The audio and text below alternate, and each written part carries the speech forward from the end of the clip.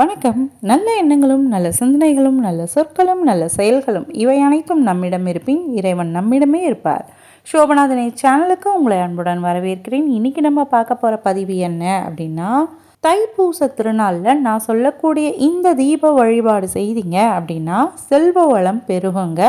செல்வ வளத்தை பெருக்கக்கூடிய இந்த தீபத்தை நம்ம எப்படி ஏற்றணும் அப்படின்றத பார்க்க போகிறோம். முருகப்பெருமான் வழிபாட்டிற்கு அப்படின்னு சில தினங்கள் உகந்ததாக சொல்லப்படுது. அது வைகாசி விசாகம். வைகாசி விசாகம் அப்படின்றது முருகன் தோன்றிய நாளை தான் வைகாசி விசாகம் அப்படின்னு சொல்கிறோம். அடுத்ததாக கார்த்திகை திருநாள். கார்த்திகை நாளை அறுவராக உதித்த முருகனை சக்தியின் துணையால் ஒருவனாக்கிய திருநாள் அப்படின்னா அது கார்த்திகை. அதே மாதிரி சஷ்டி திருநாளையும் கொண்டாடுவோம். இந்த சஷ்டி திருநாள் அசுரர்களை அழைத்து அவர்களை ஆட்கொண்ட நாள் ஐப்பசியில் வரக்கூடிய சஷ்டி. முருகன் வள்ளியை திருமணம் புரிந்த இந்த நாள் பங்குனி உத்திரமாக கொண்டாடப்படுது. அதே மாதிரி தைப்பூசம் அப்படின்றது அன்னையிடம் வேல் வாங்கி தன் திருக்கையில் ஏந்தியனால தான் தைப்பூச திருநாள் அப்படின்னு நம்ம சொல்கிறோம்.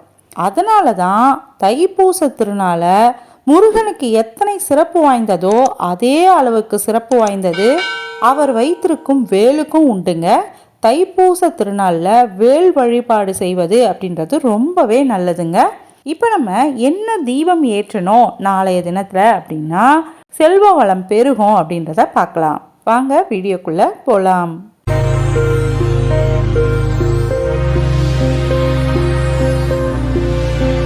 இந்த தைப்பூசம் வரும் நாளானது பூச நட்சத்திரமும் பௌர்ணமி திதியும் சேர்ந்து தாங்க வரும்.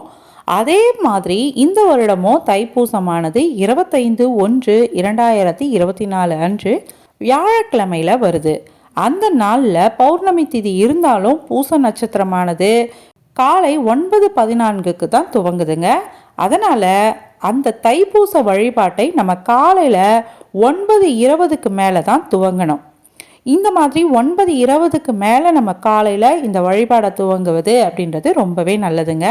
அதே மாதிரி மாலை நேரத்துலையும் வழிபாடு செய்யலாம். அது எந்த டைமில் செய்யணும் அப்படின்னா 6:20 முதல் மாலை நேரத்தில் 6:20 முதல் 7:30 மணி வரைக்கும் இந்த வழிபாட்டை செய்யலாங்க. இந்த வழிபாட்டை இந்த நேரத்தில் செய்தீங்க அப்படின்னா ரொம்பவே நல்லதுங்க. இப்போ தைப்பூசம் அன்னைக்கு நம்ம தீப வழிபாடு செய்யணும் அப்படி சொல்லியிருந்தோம் இல்லையா, செல்வத்தை பெருக்கி கொள்ளக்கூடிய ஒரு தீப வழிபாடு. அது எப்படி செய்யணும் அப்படின்னா, இந்த வழிபாட்டில் முக்கியமானது அப்படின்னா முருகனுக்கு நம்ம சாற்றக்கூடிய மலர் தாங்க. ஒவ்வொரு தெய்வத்திற்கும் ஒவ்வொரு மலரும் பிடித்ததாகவும் உகந்ததாகவும் இருக்குது. அந்த வகையில் முருகப்பெருமானுக்கு உகந்த மலராக சொல்லப்படுவது அப்படின்னா அது செவ்வரளிங்க. இந்த செவ்வரளியை கொண்டு தான் நம்ம நாளைய தினத்தில் தீபத்தை ஏற்ற போகிறோம். உங்கள் வீட்டில் முருகரோட படம் இருக்குது அப்படின்னாலோ வேல் இருக்குது அப்படின்னாலோ அதை எடுத்து வச்சுக்கோங்க. இப்போ எங்கள் வீட்டில் வேல் இல்லைங்க அப்படின்னா திருவுருவப்படம் இருக்கும், அதை எடுத்து வச்சுக்கோங்க. இப்போ எங்கள் வீட்டில் திருவுருவப்படமும் இருக்குது, முருகப்பெருமானோட சிலையும் இருக்குது. நாங்கள் அதுக்கு அபிஷேகம் ஆராதனையெல்லாம் செய்வோம். இப்போ நான் அதையும் எடுத்து வச்சுருக்கேன், கூடவே வேலையும் வச்சுருக்கோங்க. இப்போ நாங்கள் வேலையும் எடுத்து வச்சுருக்கோம். நாளைய தினத்தில் வேலுக்கு அபிஷேகம் செய்வது அப்படின்றது ரொம்பவே நல்லதுங்க. முதல்ல தண்ணீர் ஊற்றி அபிஷேகம் பண்ணணும், அதுக்கடுத்து பால் ஊற்றி அபிஷேகம் பண்ணணும், அடுத்ததாக பன்னீர் ஊற்றி அபிஷேகம் செய்து வேல் வச்சுருக்கவங்க எடுத்து வச்சுக்கோங்க. இந்த வேலை எப்படி வைக்கணும் அப்படின்னா ஒரு கிண்ணத்தில் பச்சரிசி போட்டுக்கோங்க. இந்த கிண்ணம் எப்படி இருக்கணும் அப்படின்னா வெள்ளியிலான கிண்ணமாக இருக்கணும், அப்படி இல்லை அப்படின்னா பித்தளையிலான கிண்ணமாக இருக்கணும், அப்படி இல்லை அப்படின்னா செம்பிலான கிண்ணமாக இருக்கணும். இந்த 3 கிண்ணங்களில் எந்த கிண்ணம் உங்ககிட்ட இருக்கோ அந்த கிண்ணத்தை எடுத்து வச்சுக்கோங்க.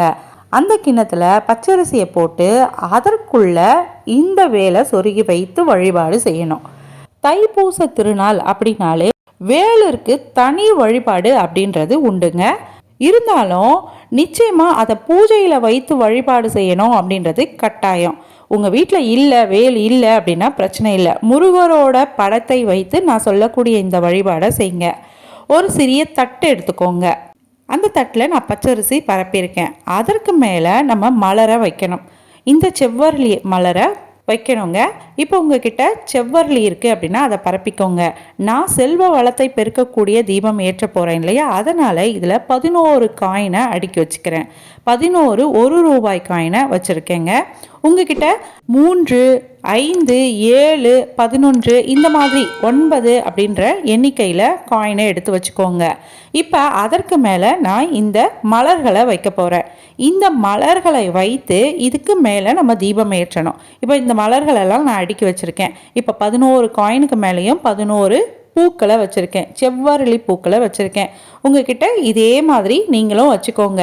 இப்படி நான் அடுக்கி வச்சுருக்கேன். நீங்கள் அப்படியே போட்டு தீபம் ஏற்றுவது அப்படின்றத பண்ணலாம்.